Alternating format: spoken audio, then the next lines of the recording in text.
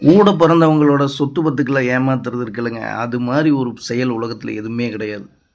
ஒரே வயிற்றில் ஒரு தாய்க்கு குழந்தைகளாக பிறந்திருப்பாங்க. பல விதமான வீடு வாசல் சொத்து சுகம் இருக்கும், அல்லது ஏதோ ஒன்று கையகலமாவது இருக்கும். அதில் ஒரு பாகம் வருமில்லங்க, ஒரு கொடுக்குறவங்களுக்கு கொடுக்கணுமில்ல, எல்லாத்துக்கும் சம பாகமாக பிரித்து ஒரு சொத்தை கொடுக்கறது தான் முன்னோர்களுடைய பூர்வீக சொத்துடைய அதோட தன்மை. அப்போ யாருக்கு என்ன சேருதோ அதை ஏமாற்றாமல் கொடுக்கக்கூடிய சூழலை உருவாக்கணும் முதல்ல. ஏன்னா அந்த பூர்வீக சொத்து என்பதை பார்த்திங்கன்னா பலவிதமான கனவுகளோட முன்னோர்கள் வருங்கால குழந்தைகளுக்காக ஏற்பாடு பண்ணக்கூடிய விஷயங்கள். நம்ம காலத்துக்கு அப்புறம் நம்ம குழந்தைங்க ஒரு வீடு வாசல் ஏதோ நிலம் புலன் இருந்துச்சுன்னா அதுக்கு பாட்டுக்கு ஏதோ பொழைச்சிக்கும், கொஞ்சம் மான மரியாதையோடு வாழக்கூடிய ஒரு சூழ்நிலை இருக்கும் அப்படின்லாம் அந்த கனவோடு அந்த எண்ணத்தோடு தான் அந்த சொத்தெல்லாம் வந்தவங்க சிறுக சிறுக சேமித்து சேர்த்து வச்சுருப்பாங்க. அது ஒரு கட்டத்துக்கு மேலே அவர்கள் காலம் கடந்த பிறகு இப்போ இருக்கக்கூடிய அண்ணன் தம்பிகள் சகோதர சகோதரிகள் இவங்களுக்குள்ள யாரோ ஒருத்தர் சில பேர் பொறுப்பேற்றிருப்பாங்க. அப்போ பொறுப்பு யாருக்கிட்ட இருக்கோ அவர்கள் தாய் தந்தையருடைய வழியில் நின்று அவர்களுடைய இடத்திலிருந்து அதையே கண்ணுங்கருத்துமா யார் யாருக்கு என்னென்ன போகணுமோ என்னென்ன கொடுக்கணுமோ அதையே சமப்பங்காக பிரித்து கொடுக்கக்கூடிய ஒரு அற்புதமான காரியத்தை செய்ய வேண்டும். ஒருத்தன் எளியவனாக இருப்பான், ஒருத்தன் வலியவனாக இருப்பான்.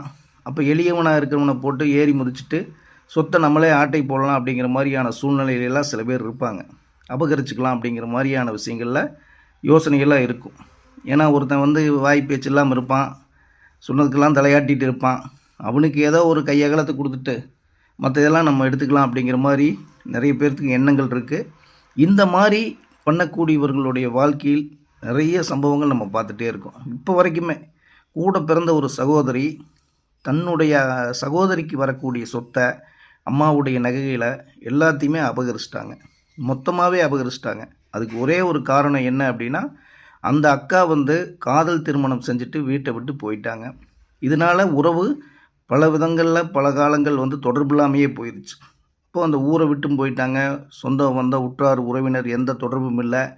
ஒரு கட்டத்துக்கு மேலே பசங்கள்லாம் பெருசாகிட்டாங்க, அவங்களுக்கும் 2-3 குழந்தைகளெல்லாம் பெற்று எடுத்து அதுக்கப்புறம் படிக்க வச்சு ஆளாக்கி அவர்களெல்லாம் பெருசாகியில் எங்கம்மா உங்களோட ஊர் என்ன ஏதுன்னு குழந்தைங்க கேட்பாங்களுங்க.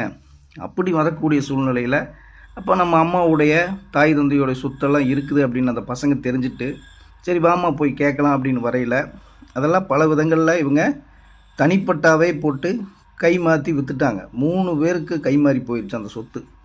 அதுக்கப்புறம் அவங்க என்னாச்சு ஏதாச்சு இப்படி இருக்கே அப்படின்லாம் கேட்குறப்போ எந்த ஊர்க்காரங்களும் இந்த பெண்ணுக்கோ இந்த பெண் சம்மந்தப்பட்ட குழந்தைகளுக்கோ சப்போர்ட்டிவே இல்லை. அப்படிப்பட்ட சூழ்நிலையில் அவர்களுடைய மனநிலை எப்படி இருந்திருக்கும் பாருங்கள்.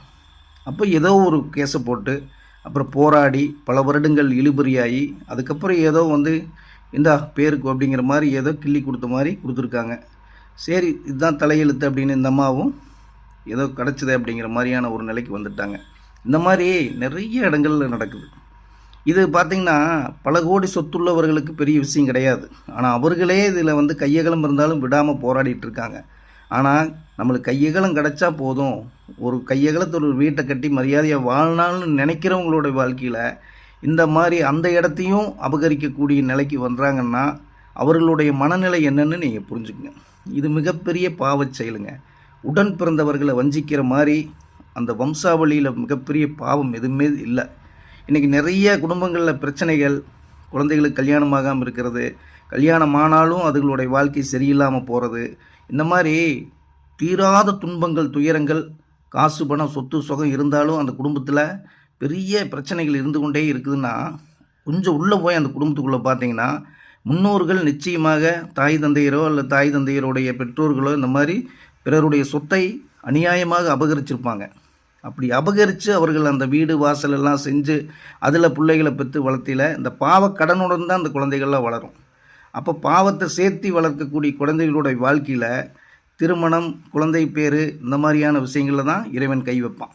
ஏன்னா யாரையெல்லாம் துன்புறுத்தினாயோ யாரையெல்லாம் அழுக வச்சையோ நிச்சயமாக அதற்கு 1000 மடங்கு இறைவன் அந்த நிலையை அடைய வச்சு தான் அதையை பார்த்துட்டு தான் அந்த விஷயத்தவே தீர்க்கமாக அதை தீர்வு செய்யக்கூடிய விஷயத்துக்கான அந்த பாவ புண்ணியத்தை எழுதுகிறான்.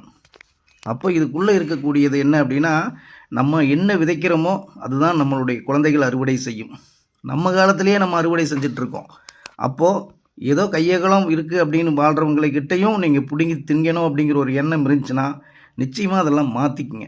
யாராவது அப்படி ஒரு காரியத்தை செய்திருந்தால் இப்போவாவது அதற்கு ஒரு விமோச்சனம் வேணும் அப்படின்ட்டு அவர்களை நாடி சென்று அவர்களை தேடி சென்று அவர்களுக்கு உண்டானதை அவர்களிடம் கொடுத்து விடுங்கள். அப்படி பண்ணினீங்கன்னா தான் உங்களுடைய வம்சாவளி பாவக்கடனெல்லாம் தீரும். இல்லைன்னா இது தீர்க்க முடியாத எந்த கோயிலுக்கு எந்த தெய்வத்தை எப்படி பரிகாரம் பண்ணாலும் இந்த பாவமெல்லாம் தீராது.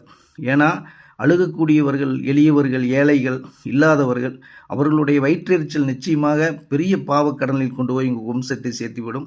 அடுத்தடுத்து நோய், பிணி, கடன், எதிரி, அவமானம், இந்த மாதிரியான சிக்கல்களிலெல்லாம் பல குடும்பங்கள் சிக்கி சீரழிகிறது என்றால் அதற்கு பின்புலமாக இந்த மாதிரி சொத்துக்களை ஏமாற்றுவது, அடுத்தவர்களுடைய நிலம்புலன்களை பிடுங்கி தின்பது, இப்படியான வேலைகளை செய்யக்கூடியவர்கள் நிச்சயமாக பதில் சொல்லியே ஆக வேண்டும். இப்போ கண்ணுக்கு நேராக நம்மளுக்கு நடக்கக்கூடிய எத்தனையோ பேருக்கு அந்த கதறி அழுகிறார்கள். கதையை கேட்கும் பொழுது தான் தெரியுது அந்த கண்ணீருக்கு பின்னாடி பல ஏமாற்றங்கள் இருக்குது அப்படின்னு. அப்படிப்பட்டவர்களுடைய கண்ணீர் நிச்சயமாக அந்த கண்ணீருக்கு நீங்கள் பதில் சொல்லித்தான் ஆகணும். தெய்வம் நின்று நிச்சயமாக அதுக்கு நீதி கேட்கும். அப்பொழுது நீங்கள் பதில் சொல்லித்தான் ஆகணும். இருக்கிற காலத்திலேயே உங்களுடைய மனம் உவந்து வந்து யாருக்கு என்ன கொடுக்கணுமோ அதை கூப்பிட்டு கொடுத்துருங்க. பெற்றோர்கள் உங்களை நம்பி ஒரு சொத்தை கொடுத்து கூட பிறந்தவங்களுக்கெல்லாம் அதை கொடுப்பா அப்படின்னு சொல்லுவாங்க. அப்படி சொல்லக்கூடிய நிலைமையில் அதற்கு தலைமையேற்று இருக்கக்கூடியவர்கள் யாராருக்கு என்ன வேணுமோ அது பெண் பிள்ளைகளில் ஒரு சொத்தையெல்லாம் நீங்கள் எப்பொழுதுமே ஏமாற்றாதீங்க. எங்கிருந்தாலும் கட்டி கொடுத்தவர்களாம் வாழ்க்கை முடிஞ்சதுன்னு நினைக்காதீங்க. பெண் பிள்ளைகள் தான் அந்த வீட்டின் மகாலட்சுமி. அந்த பெண் பிள்ளைகளுக்கு சேர வேண்டிய சொத்துக்களை முறையாக நீங்கள் பிரித்து கொடுத்து உங்களுடைய குழந்தைகளின் பாவக்கடனிலிருந்து அவர்களை விடுதலை செய்யுங்கள்.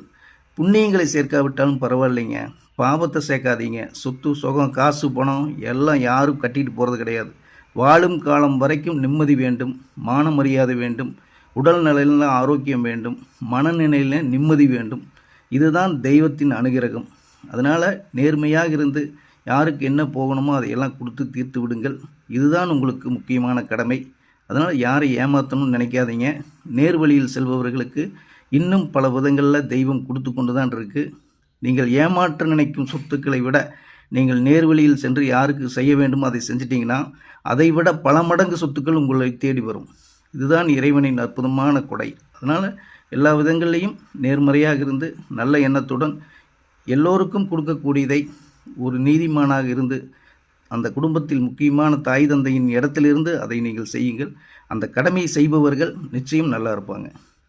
வாங்கி பிடுங்கி திங்கணும்னு நினைக்கிறவங்களோட வாழ்க்கை இன்றைக்கி வரைக்கும் நம்ம கண்ணு முன்னாடி நிறைய சொல்ல முடியாத துயரத்துக்கு அந்த குடும்பம் ஆளாகிட்டுருக்கு. அந்த குழந்தைகளோட வாழ்க்கை நிறைய சீர்கேடாக இருக்குது. நம்மளுக்கு வேணால் காரு, பங்களா, வீடு, வாசல் அப்படி வாழ்கிறாங்கன்னு வெளிப்புறத்தில் தோற்றம் இருக்கலாம். ஆனால் உள்ளுக்குள்ளே சொல்லனா துயரத்துடன் பல குடும்பங்கள் இருப்பதற்கு காரணம் இந்த மாதிரி பிறருடைய சொத்துக்களை அபகரிப்பது தான். அந்த பாவம்தான் தீராத பாவமாக இருக்கும். பாவத்திலிருந்து வெளியே வாருங்கள், நல்லது செய்யுங்கள். குருவே சரணம். தாய் மாசாணியை போற்றி போற்றி.